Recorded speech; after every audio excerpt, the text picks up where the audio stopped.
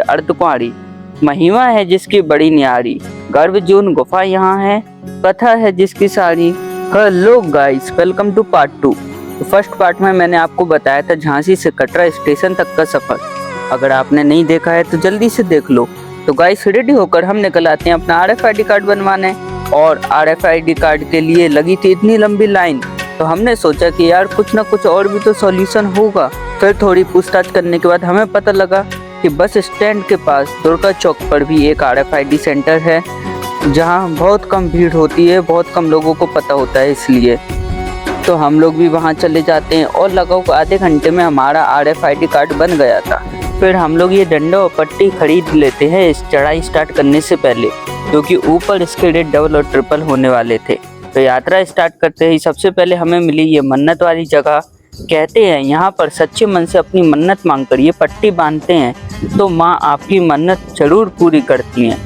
तो मेरी मम्मी ने भी एक मन्नत की पट्टी यहाँ पर बांध दी थी। तो गाइस आप लोग कमेंट में बताना मम्मी ने क्या मांगा होगा। फिर थोड़ी दूर चलने के बाद हमें मिलती है बाणगंगा चेक पोस्ट। यहाँ पर सामान चेक होता है। फिर सामान चेक करा के हमें मिलती है बाणगंगा। हमारे टाइम में तो पानी बहुत कम था, बट मैंने देखा है कि यहाँ पर पानी बहुत ज़्यादा होता है, लेकिन गाइस लोग ऐसे पवित्र स्थान पर भी गंदगी कर देते हैं। फिर आगे चलकर हमें प्रथम दर्शन होते हैं माँ के चरण पादुका के और इच्छापूर्ण माँ वैष्णो देवी मंदिर के। माई के भवन का रास्ता पतला होता है और इसी से घोड़े, पिट्ठू और पैदल यात्री सभी को निकलना होता है।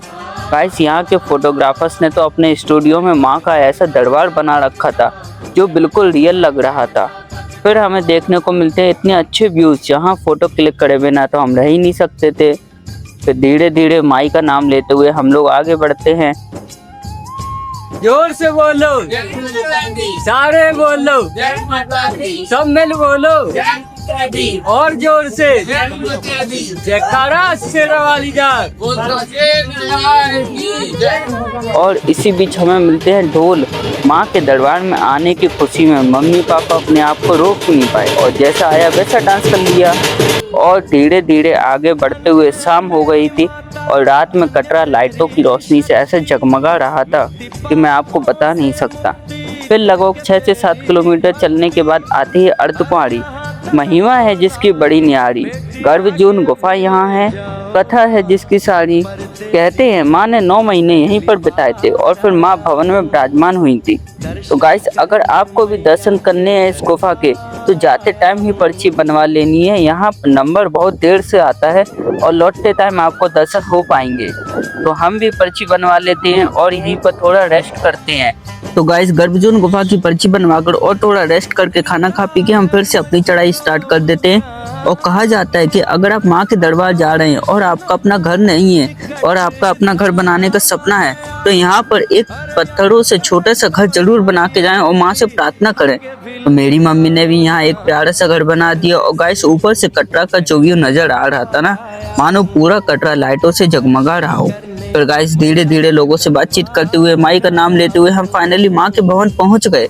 और इस भवन को देखकर इतना सुकून मिल रहा था कि सच बताऊं तो विश्वास ही नहीं हो रहा था कि माई ने हमें भी अपने दरबार में बुला लिया है। फिर हम लोगों ने यहीं पर बैठकर सुकून से माँ के भवन का नजारा देखा और फोटोज क्लिक की, जिससे ये मोमेंट कभी ना भूले। और फिर आती है माई के दर्शन की बारी। तो हम लोगों ने अपना सारा सामान लॉकर में जमा कर दिया और माई के दर्शन किए और फिर कुछ टाइम वहीं पर रेस्ट किया जब तक सुबह भी हो गई थी। तो फिर हम लोग करते हैं भैरव बाबा की चढ़ाई की शुरुआत। तो गाइस अगर आप वैष्णो देवी आ रहे हैं तो भैरव बाबा के दर्शन जरूर करें, क्योंकि इनके दर्शन के बिना आपकी यात्रा अधूरी और सफल नहीं मानी जाएगी। भैरव बाबा के दर्शन कर रहे थे हम लोग के बहुत जोर से पानी आ जाता है और फिर कुछ ऐसा व्यू देखने को मिलता है गाइस, मानो बादल हमारे पास से ही गुजर रहे हों। अब इस व्यू के साथ फोटोज क्लिक करना तो बनता ही था। फिर फोटोज क्लिक करके हम लोग नीचे उतरने लगते हैं और फिर हमें दिखती है कुछ ऐसी चीज जिसको देखकर हम सब शौक हो गए थे।